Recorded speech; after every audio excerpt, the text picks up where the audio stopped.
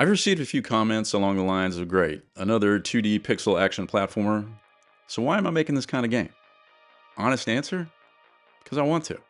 Look, I know that Steam is saturated with 2D pixel action platformers. I get it. And if you want to go down the rabbit hole of trying to optimize the best genre of game to make as a solo indie dev, you can do that. And if your goal is to really break out or maximize sales, then honestly, I would advise just making one of those big-breasted anime games that are all over my Twitter feed, because apparently those are pretty popular. But that's not me. I had to balance what was in the realm of the possible with a game type that would keep me motivated enough to actually finish. So bottom line, I'm making the game I want to make. But that being said, let's look at some of the practical reasons why I chose this type of game, and then we'll look at a few of the other genres that are popular amongst solo indie devs. It's no accident that 2D pixel side-scrollers are incredibly popular, and I'm sure some of the reasons that it appealed to me are shared by many others. First, the skill barrier to entry is pretty low. My game dev skills are, how would I say, limited. So making this type of game is a well-documented path. There's a lot of resources out there for it. The collision, the physics, the camera angles, they've all been figured out, and there's a lot of community support. Second, I already know what this type of game is supposed to feel like. I grew up playing Ninja Gaiden and Castlevania, so I have literally decades of muscle memory of what a good jump should feel like, what good combat feels like. So even though I might not know the exact game dev reason why something works or doesn't, I can just play it and know that, okay, this feels right or it doesn't. And then I can tune the game based on that. Third, pixel art is forgiving, relatively speaking. And it being a side-scroller means you only need one animation for everything, and then you can just flip it in code and you have all the animations that you need. Also, I can make minor edits and changes to sprites in Sprite, and it still looks okay. Whereas if I was working with a different type of art style, like some of the painterly styles and some of the other ones like that, I would end up with this derpy looking freak show if I tried to modify that art myself. Obviously, it's not all upside. I already mentioned that this style of game is absolutely saturated on Steam. Just having good gameplay and combat is not enough. That's the expectation for this type of game. It is definitely not enough to set your game apart. You can absolutely make a good game like this and it get lost in the mix. Now, just because I chose a 2D pixel side-scroller for my first game, doesn't mean that you need to if that's your style. Let's look at a few of the other genres that are pretty popular for first-time devs, along with some of the hidden traps that each of them have. First is the top-down action game, or RPG. The appeal here is that the movement is relatively simple. The 360-degree perspective makes you feel kind of like you're in the world as opposed to looking at the world. And plus there's that RPG nostalgia. People remember games like Zelda and they love the way they looked and felt. Now the hidden trap is that the art requirement multiplies fast. Because now instead of having two directions, which you really only need one animation for, you now have four. And if you really want smooth movement, you possibly are looking at 8 directions. Now there is a code flip trick for top-down as well, to where you technically will only need 5 animations for 8 directional movement, but that's still 5 times more than 1. And if you're not an artist, that sprite sheet workload can get painful really fast. Next is the roguelike, or roguelite. I'm going to say roguelite. The appeal on paper is massive.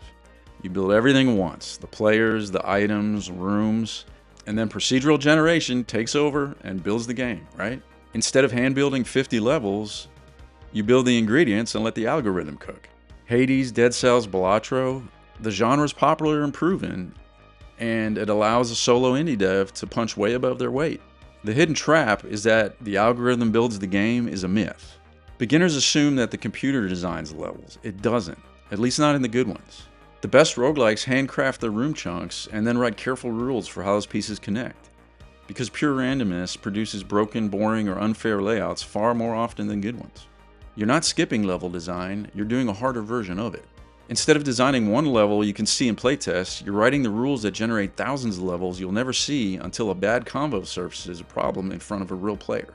Additionally, depending on your roguelike, balance can become a real issue. You could have 10 individually balanced items, but if you stack them together, they turn into a game-breaking loop. Or conversely, a bad run of RNG can feel like a big middle finger to the player. As a quick aside, since I mentioned these two genres, the very first game I wanted to make was a top-down roguelike inspired by the Dungeon Crawler Carl book series with a Hades-style branching narrative. The gameplay loop was that you started as a lowly slime, and then you got to play as what you beat. So you beat a giant rat, you get to play as a giant rat. You beat an orc, you get to play as an orc. And you work your way on up through the dungeon, where eventually you're playing like a lich or a minotaur. But then reality set in. The complexity of a Hades-like branching dialogue system, coupled with the animation requirements for top-down art, then add in roguelike procedural generation, and not just one playable character, but many playable characters. I quickly settled on making a game that was still incredibly challenging for me, but was in the realm of the possible. Next, there's the pure puzzle game. The appeal is that the asset list is tiny, you don't need a ton of fancy graphics, big maps, or finely tuned gameplay. Code-wise, it's fairly lightweight. The trap is the absolute brutality of level design.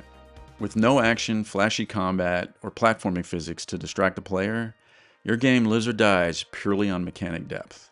You have to constantly invent new mechanics, teach them silently, and build dozens of handcrafted levels with a perfectly tuned difficulty curve. If a puzzle feels boring or tedious, the player bounces immediately. Making good puzzles, ones that are hard but not unfair, is genuinely one of the hardest things to do in game design. Next, there's horror games. Now, I don't like them because I'm a big chicken, but apparently they do well. The appeal is real. Tiny scope, one location, one or two mechanics, no combat system, no leveling, no sprawling art. First person, so you only animate what the player sees. The genre has a massive audience driven by streamers and YouTubers, so a good horror game can blow up based purely on watchability alone. The hidden trap is that atmosphere and pacing are the entire product, and they're really hard to get right.